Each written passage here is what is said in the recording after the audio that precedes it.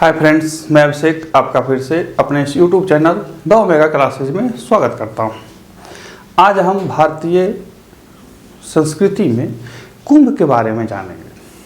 कुंभ के बारे में जानेंगे कि इसके प्रारंभ होने के पीछे मान्यता क्या है, इसका क्या प्रभाव हमारे देश पर पड़ता है और साथ ही यह कैसे आयोजित होता है, और इससे संबंधित अन्य उन विभिन्न तथ्यों को समझेंगे जो थोड़ी सी टेक्निकल होती है।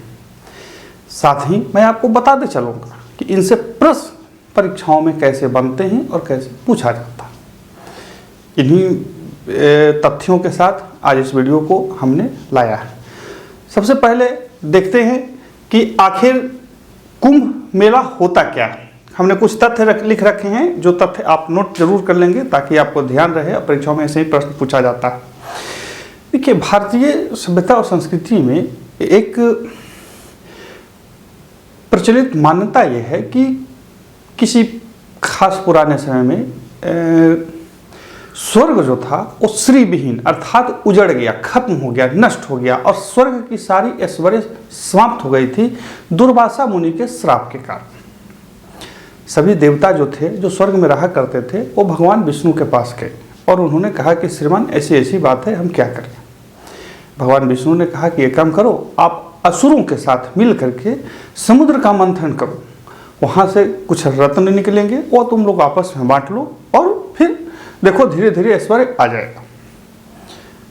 देवता और असुर दोनों ने मिलकर समुद्र का मंथन किया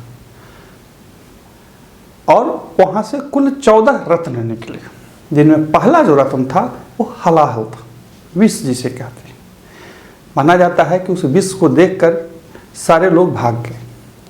तो भगवान शंकर जो थे, उन्होंने उस विष को पान कर लिया था, विषपान कर लिया, इसलिए उनका जो कंठ है वो नीला दिखता है या दिखलाया जाता है। उनको पीने के क्रम में अर्थात उस विष पीने के क्रम में कुछ बूंद जो थी वो धरती पे गिर गई, और उसी से हमारे धरती पे विष वाले जंतु, सांप, बिच्छू वगैरह उत्पन्न हुए, ऐसी मान्यता है। याद रखिए, ये ऐसी मान्यता है। तो इसी रत्नों में जो सबसे अंतिम रत्न था वो था अमृत। क्या था? अमृत। समुद्र मंथन में टोटल 14 रत्न थे, और 14 रत्नों में सबसे अंतिम जो रत्न था वो था अमृत, और अमृत जिस कलश में था उसे कुंभ बोला जाता था। अब समझ में आया? कुंभ। अमृत जिस कलश में था उसे कुंभ या कलश कहा गया, और उसके लिए दोनों दलों में अर्थात असुरों और देवताओं में छीना झपटी हुई, झगड़े हुए, और उसे इतिहास में या भारतीय पौराणिक इतिहास में देवासुर संग्राम के नाम से जाना जाता है। ये कुंभ का इतिहास वहीं से प्रारंभ होता है। माना यह जाता है कि इस छीना झपटी में अमृत की कुछ बूंदें जो थी वो धरती पर गिरी कुछ जगहों पे, और लोग अपने ऐश्वर्य, अपने उन्नत स्वास्थ्य और अपने क्या कहते हैं धार्मिक मान्यताओं के अनुकूल इन चारों जगहों पर जाते हैं। और उस खास समय में, याद रखिए, खास समय ये समय जब सूर्य, बृहस्पति, चंद्रमा, राहु, केतु किसी खास स्थान पर होते हैं, तब ये कुंभ होता है, और वहीं पे जाकर लोग स्नान करते हैं। भारतीय सभ्यता संस्कृति में कुंभ दुनिया का सबसे बड़ा समागम मेला है। कोई जाति नहीं, कोई धर्म बंधन नहीं, कुछ भी नहीं, सारे लोग एक ही तट के नज़दीक जाकर के डुबकी लगाते हैं। मेंस में आपके लिए प्रश्न ये बनता है कि आखिर ये जो समागम है, इतना बड़ा जो समागम होता है जहाँ लाखों करोड़ों लोग स्नान करते हैं, कैसे भारतीय सभ्यता संस्कृति के पक्ष को प्रभावित करते हैं? सांस्कृतिक रूप से, सामाजिक रूप से, राजनीतिक रूप से। आप जरूर ध्यान रखेंगे। खैर, यहाँ पे मैं सबसे पहले कुछ तथ्यों को आप देख लें, उसके बाद मैं बताना शुरू करूँगा। हिंदू पौराणिक कथाओं के अनुसार कुंभ मेला 12 वर्षों के दौरान 4 बार मनाया जाता है। एक कुंभ जो होता है, मान के जहाँ से प्रारंभ हुआ वहाँ से फिर जाने में 4 साल लगेगा, अर्थात मान के चलिए कि कोई एक कुंभ जो था वो प्रयागराज में हुआ, तो अब प्रयागराज से पुनः फिर प्रयागराज आने में 12 साल लगेंगे। एक प्रयागराज, दूसरा उज्जैन, तीसरा हरिद्वार, और चौथा क्या कहते हैं, एक उज्जैन में होती है, एक हरिद्वार में होती है, एक प्रयागराज में होती है, और एक देखिए मैं भूल गया, नासिक में होती है। दिमाग से उतर गई, नासिक में होती है। तो ये राउंड करता है और एक जगह पे 3 साल के बाद ये आयोजित होती है। कैसे होती है मैं बता देता हूँ। सबसे पहले उन तथ्यों को ध्यान रखिए जो आपसे परीक्षाओं में पूछ सकता है। कुंभ मेला 12 वर्षों के दौरान कितनी बार होता है? 4 बार होता है, अर्थात हर तीसरे वर्ष एक कुंभ होता है। यह एक समागम मेला है जहां संपूर्ण विश्व के हिंदू आकर के स्नान करते हैं। मैंने पहले ही बोला कि आपसे मेंस में प्रश्न बनता है कि यह समागम मेला है और यह किस प्रकार से भारतीय सभ्यता संस्कृति को सामाजिक, आर्थिक, राजनीतिक इत्यादि विषयों पर प्रभावित करता है। जानते हैं, जब आप इतिहास को अंदर तक पढ़ेंगे तो आप देखेंगे कि कैसे मराठे थे, मराठे से पहले विजयनगर के शासक थे, उससे पहले अन्य जो शासक हुआ करते थे, कैसे इस धार्मिक आयोजन को देखते थे, करते थे, करवाते थे। इसके अलावा भारत में मुगल अंपायर जो था, या उससे पहले जो क्या बोलते हैं दिल्ली सल्तनत थी, इन सब लोगों ने कैसे इसको देखा। ध्यान रखिए कि यह इतना बड़ा समागम है जिसे उपेक्षित करना किसी भी प्रकार के राजनीतिक सिस्टम को मुश्किल होती है, या मुश्किल होती होगी हर एक तौर पर, रोका भी नहीं जा सकता है। अंग्रेजी काल में जब आप इतिहास को पढ़ेंगे तो देखेंगे कि कैसे जब लोग एक जगह जुटते थे, अपने अपने इलाकों की समस्याओं को एक दूसरे से वैचारिक स्तर पर लेन देन करते थे, और कैसे फिर एक सामान्य सा सोच विकसित होती थी कि इसकी एक शोध विषय वस्तु होती है। खैर, कुंभ मेला 4 तीर्थ स्थानों में ही होता है। ध्यान रखिएगा, 4 तीर्थ स्थानों में। पहला हरिद्वार में गंगा नदी के तट पर, मैंने पूरा डिटेल में लिख दिया ताकि आपको गलत ना हो। ये कहाँ होगा? उत्तराखंड में। दूसरा उज्जैन में क्षिप्रा नदी तट पर मध्य प्रदेश में। तीसरा नासिक गोदावरी नदी तट पर महाराष्ट्र में। चौथा प्रयागराज संगम, यानी कि उत्तर संगम किसका? गंगा जमुना सरस्वती। तो ये 4 ही जगह ऐसे हैं जहां पे ऐसे तीर्थ स्थल हैं जहां पे कुंभ मेला आयोजित होता है। हरिद्वार, उज्जैन, नासिक और प्रयागराज। कभी कभी परीक्षाओं में आपसे स्टेट का नाम पूछेगा और कभी कभी परीक्षाओं में आपसे नदी तट का नाम पूछेगा। हमने तीनों को लिख दिया, स्थान, नदी तट एवं राज्य। एक चीज ध्यान रखेंगे कि कुंभ मेला 2 शब्दों कुंभ एवं मेला से बना है, जहां कुंभ का अर्थ अमृत के अमर पात्र या जो हमने कलश बताया था उससे, और मेला का अर्थ होता है समागम। ठीक है, तो ये था कुंभ मेला से संबंधित प्रारंभिक ऐसे कुछ तथ्य जो आपको जानना चाहिए, और यहीं से सवाल भी बनते हैं। ऐसे तो कथा कहानी से बहुत सी है, हमें उससे ज़्यादा मतलब नहीं है। अब देखते हैं कि कुंभ जो होता है वो कितने प्रकार का होता है और इसके आयोजन के लिए किस प्रकार की विधियों को अपनाया जाता है, जो कि जानना आपके लिए आवश्यक है। अब देखिए प्रकार को। प्रकार मतलब एक कुंभ कितने प्रकार के होते हैं। दूसरा होता है स्थान निर्धारण। मैं दोनों आपको बता देता हूँ ताकि कोई कंफ्यूजन न रहे। अभी तक हमने आपको क्या बताया, कुंभ जो है वो अमृत कलश के लिए देवासुर संग्राम से संबंधित है। ठीक है, कुंभ कहाँ आयोजित होती हैं, किन नदियों के तट पर आयोजित होती हैं, कौन कौन से राज्य इससे संबंधित हैं। याद रखिए कि कुंभ का इम्पैक्ट यानी कि प्रभाव हमारे देश पे बहुत व्यापक है। लिखने बैठेंगे तो कलम कॉपी खत्म हो जाएगी, उसके प्रभाव को आप लिखते लिखते या उसका प्रभाव खत्म नहीं होगी। यहाँ पे ध्यान रखिए कि मैं जो बता रहा हूँ कि कुंभ का प्रभाव या कुंभ मेले का प्रभाव हमारे देश पे बहुत ज़्यादा व्यापक है। और ये कितना, इसको ऐसे समझ सकते हैं कि 60, 70 और 80 के दशकों में बहुत सारे फिल्में जो बनती थी उसमें 2 भाई कुंभ के मेले में बिछड़ जाया करते थे। तो ये प्रभाव था, ये प्रभाव दिखलाया गया। ये मैंने सिनेमा वाली बात सिर्फ आपके दिमाग में लाने के लिए बता दी। कुंभ जो होता है कुल 5 प्रकार का होता है। यहीं से सवाल आपसे पूछेगा। पहला होता है महाकुंभ। महाकुंभ जो होता है वो सिर्फ और सिर्फ प्रयागराज में होता है और 12 कुंभ के बाद या प्रत्येक 144 वर्ष के बाद आयोजित होती है। इसको ऐसे समझिए कि आज पहली बार कुंभ मेले का आयोजन या क्या कहते हैं एक पूर्ण कुंभ का आयोजन जो है वो प्रयागराज में हुआ। तो जब 12 पूर्ण कुंभ प्रयागराज में आयोजित हो जाएंगे तो फिर 144 साल पूरा होने वाला होगा। तो वो जो 12वां होगा अर्थात जो 144 साल के बाद जो होगा वो महाकुंभ होगा। अगली बार से जब कोई पंडित जी बोले, आपके घर में दादी बोले, आपकी माँ बोले कि इस बार महाकुंभ लगा है, तो समझ जाइए कि 12 पूर्ण कुंभ के बाद ये मेला आयोजित हुआ है या 144 साल के बाद हो रही है। ये है महाकुंभ। तो महाकुंभ क्या है? प्रत्येक 12 पूर्ण कुंभ या 144 वर्ष के बाद, और सिर्फ कहाँ होगा? प्रयागराज में होगा। इसी को ध्यान रखना। दूसरा है पूर्ण कुंभ। पूर्ण कुंभ क्या है? यह प्रत्येक 12 वर्ष के बाद होता है तथा भारत के 4 कुंभ शहरों में होता है। 4 कुंभ शहर कौन कौन है? देखिए मैंने जानबूझ के ऐसे लिख दिया ताकि आपको ध्यान रहे। 4 कुंभ शहर कौन कौन है? नासिक, उज्जैन, हरिद्वार और प्रयागराज। ये 4 कुंभ शहर हैं। कभी कभी पूछ दे कि निम्न शहरों में कौन सा कुंभ शहर नहीं है, तो आपको ध्यान रखना हो। ठीक है, तो ये पूर्ण कुंभ कहाँ होगा?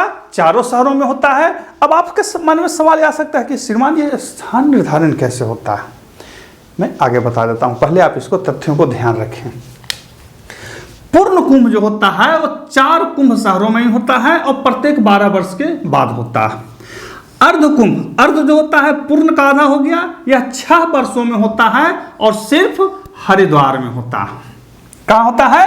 हरिद्वार में होता है। और कहाँ होता है? प्रयागराज में होता है। 12 को था तो क्या कहते हैं 4 शहर, आधा हो गया तो 2 शहर, यानी कि अर्ध कुंभ मेले का आयोजन कहाँ होता है? सिर्फ और सिर्फ हरिद्वार और प्रयागराज में। और अर्ध कुंभ जो होता है पूर्ण कुंभ का आधा होता है। अगला है कुंभ मेला। कुंभ मेले का आयोजन प्रत्येक 3 वर्षों के बाद या उपरांत 4 शहरों में होता है। 4 शहर कौन कौन है? मैंने फिर से बताया, प्रयागराज, हरिद्वार, नासिक और उज्जैन, ये 4 कुंभ शहर हैं। अगला है माघ कुंभ मेला। माघ कुंभ मेला जो है हर एक वर्ष यानी कि प्रत्येक वर्ष प्रयागराज में होता है। कहाँ होता है? प्रत्येक वर्ष प्रयागराज में होता है। एक नज़र फिर से मैं आपको देख रहा हूँ, पूरा बोर्ड आप देखिए, हमको देखने की जरूरत नहीं है। महाकुंभ जो है वो प्रयागराज में ही होता है और 12 पूर्ण कुंभ के बाद होता है। पूर्ण कुंभ मेला जो होता है वह प्रत्येक 12 वर्ष के उपरांत होता है और भारत के 4 कुंभ शहरों में होता है। अर्ध कुंभ 6 वर्ष के बाद और हरिद्वार और प्रयागराज में ही होता है। कुंभ मेला जो होता है हर एक 3 वर्षों के उपरांत 4 शहरों में होते रहता है। मान के चलिए कि अभी 24 है तो 27 में, फिर 24 में प्रयागराज में हुआ तो फिर 27 में प्रयागराज में होगा, फिर क्या कहते हैं 27 में दूसरे हरिद्वार में होगा, फिर जाकर के 30 में कहीं और शहरों में होगा, और इस तरह से 12 साल के बाद फिर घूम करके जो कुंभ है वो प्रयागराज में आ जाएगा। माघ कुंभ मेला सिर्फ और सिर्फ प्रयागराज में होता है और हर एक वर्ष माघ में होता है। अब यहाँ पे आपसे ध्यान रखिए कि प्रयागराज में 2 कुंभ होते हैं, पहला महाकुंभ और दूसरा माघ कुंभ। ये दोनों सिर्फ और सिर्फ प्रयागराज में ही होते हैं। पूर्ण कुंभ मेला और कुंभ मेला 4 शहरों में होते हैं और अर्ध कुंभ मेला सिर्फ और सिर्फ हरिद्वार एवं प्रयागराज में आयोजित होते हैं। यहीं से आपसे सवाल पूछा जाएगा। यहाँ यह ध्यान रखिए कि हमने इसको सीक्वेंस में नीचे से ऊपर या ऊपर से नीचे घटते जाएंगे तो लिख रखा है। ध्यान दीजिए, बहुत बार कंफ्यूजन आपके मन में होगा कि अरे श्रीमान ऐसे कैसे नापेंगे? नापने की जरूरत नहीं है। 4 शहरों में हर एक 3 साल के बाद घूमेगा।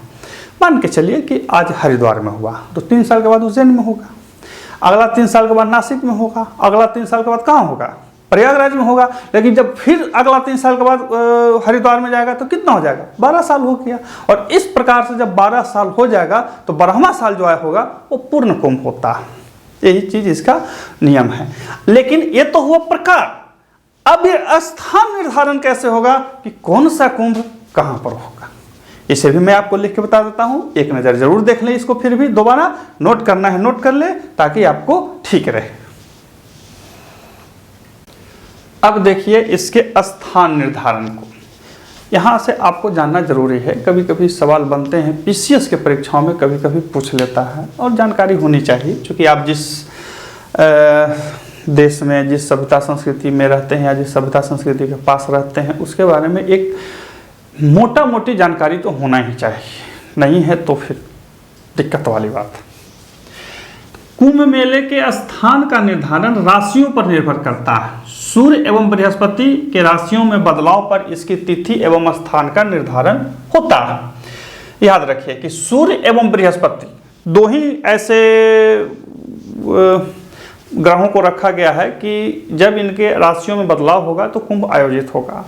एक कथा यह है कि जब देवासुर संग्राम हो रही थी और कलश यानी कि अमृत पात्र के लिए छीना झपटी हो रही थी, तो चंद्रमा, बृहस्पति, सूर्य, शनि इत्यादि ने कलश को बहुत तरीके से बचाया। किसी ने छिपाया, किसी ने उसको लोपित कर दिया, किसी ने अमृत को बहने से बचाया। इस तरह की कहानी है।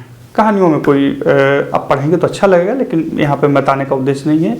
कहने का तात्पर्य है कि भारतीय संस्कृति में 9 प्रकार के नवग्रह हैं। इन्हीं नवग्रहों के आधार पे पूरा पंचांग हिंदुओं का चलता है। उसी में बृहस्पति और सूर्य के राशियों में बदलाव के आधार पे ही कुंभ का निर्धारण होता है। सवाल परीक्षा में कि किन 2 ग्रहों के राशियों में बदलाव पर कुंभ का निर्धारण होता है, तो ध्यान रखेंगे बृहस्पति और सूर्य। अब कैसे कैसे होता है सो देखिए। जब बृहस्पति वृषभ राशि में एवं सूर्य मकर राशि में प्रवेश करता है, तब इसका यानी कि कुंभ का आयोजन प्रयागराज में होगा। बृहस्पति किस में जाना चाहिए? वृषभ राशि में। सूर्य किस राशि में? मकर राशि में। तब यह आयोजन क्या होगा? प्रयागराज में होगा। यानी कि जैसे ही आपको कोई बोले कह रहे श्रीमान इस बार प्रयागराज में कुंभ मेला लग रहा है, तो अनुमान हो जाना चाहिए कि बृहस्पति वृषभ राशि में है और सूर्य मकर राशि में है। भौगोलिक दृष्टिकोण से देखें तो सूर्य मकर राशि में जब होगा तो आप अनुमान लगाइए या कमेंट बॉक्स में डालिएगा कि हमारे उत्तर भारत में उस समय मौसम कैसी हो। खैर, जब सूर्य मेष राशि में और बृहस्पति कुंभ राशि में प्रवेश करता है, तब इसका आयोजन हरिद्वार में होता है। जब सूर्य मेष राशि में होगा और बृहस्पति कुंभ राशि में होगा, तब इसका कहाँ आयोजन होगा? हरिद्वार में। यानी कि जब आपसे कोई पूछे कह रहे या आपको कोई बोले कह रहे देखिए इस बार जो क्या उसको बोलते हैं कुंभ जो है हरिद्वार में है, तो सीधा सीधा अनुमान हो जाएगा कि सूर्य मेष राशि में है और बृहस्पति कुंभ राशि में है। तीसरा है, जब सूर्य एवं बृहस्पति सिंह राशि में प्रवेश करते हैं, तब इसका आयोजन नासिक में होता है। कहाँ होता है? नासिक में होता है। जब सूर्य एवं बृहस्पति सिंह राशि में प्रवेश करते हैं, तब इसका आयोजन नासिक में होता है। और जब बृहस्पति सिंह राशि में एवं सूर्य मेष राशि में प्रवेश करता है, तब इसका आयोजन उज्जैन में होता है। दोस्तों, उज्जैन का पुराना नाम क्या था? अवंतिका थी। क्या थी? अवंतिका। और एक चीज ध्यान रखेंगे कि आधुनिक लिखित रूप से, ऐसे तो कुंभ मेला बहुत पुराना है, लेकिन आधुनिक रूप लिखित रूप से जो प्राप्त होता है वो हर्षवर्धन के काल से प्राप्त होता है कि हर्षवर्धन जो था वो प्रयागराज के महाकुंभ में गया था और उसके राज्यालेख में ये चीज वर्णित है। हालांकि इससे पहले भी बहुत सारे राजाए जाते थे, क्या हिंदू, क्या मुसलमान, क्या बौद्धिस्ट, सारे राजाओं ने इसको देखा, समझा, जाना और अपने अपने दृष्टिकोण से इसको समझने का प्रयास किया। भारत पर होने वाले चाहे किसी भी प्रकार के हमले हों, राजनीतिक, रणनीतिक, सामाजिक और बौद्धिक, जितने भी आक्रांता थे, इन सब के लिए ये कुंभ एक कौतूहल का विषय था। आज भी जब आपको ये समझ में न आए कि भारत इतनी विभिन्नताओं में भी, इतनी भिन्नताओं में भी एकता कैसे समायोजित किए हुए है, तो पहला स्थान मेरी समझ से जरूर इस कुंभ को देखना चाहिए कि कैसे एक दूसरे से भाषा से अनजान, एक दूसरे के स्थान से अनजान, एक दूसरे के सभ्यता संस्कृतियों से अनजान लोग जब एक तट पर बैठकर एक नदी के नीचे डुबकी लगाते हैं, तो कहीं न कहीं उस विराट सभ्यता संस्कृति का निर्माण करते हैं जिसे भारतीय सभ्यता और संस्कृति कही जाती है। तो जब बृहस्पति सिंह राशि में एवं सूर्य मेष राशि में प्रवेश करता है, तब इसका आयोजन उज्जैन में होता है। उज्जैन को पुराना समय में क्या अवंतिका बोला जाता था और इसे सिंहस्थ कुंभ भी कहा जाता है। आपसे सवाल पूछेगा कि निम्न में से किस शहर में सिंहस्थ कुंभ होता है? निम्न में से किस शहर में सिंहस्थ कुंभ होता है? तो उज्जैन में होता है। किस नदी के तट पर होता है? तो क्षिप्रा नदी के तट पर होता है। इस चीज को ध्यान रखेंगे। और सिंहस्थ कुंभ इसलिए कहा जाता है कि इसमें बृहस्पति सिंह राशि में प्रवेश करते हैं। जब बृहस्पति सिंह राशि में प्रवेश करते हैं तो इसे सिंहस्थ कुंभ कहा जाता है। यह है आपका कुंभ राशि के स्थान निर्धारण से तथ्य या बातें। परीक्षाओं में आपसे इतना ही पूछेगा, इससे ज्यादा आपको पूछते नहीं है। रही बात मेंस में लिखने की, तो ये आपको सोच करके लिखना है। मैंने कुछ हिंट आपको दे दी।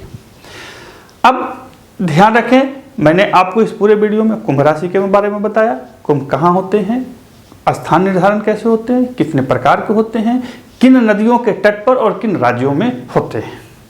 ऐतिहासिक रूप से राजा हर्ष के काल से चली आ रही है। अनैतिहासिक रूप से यानी कि पौराणिक कथाओं के अनुसार ये हजारों वर्ष पुरानी एक परंपरा। फिर मिलते हैं अगले वीडियो में, तब तक के लिए नमस्कार।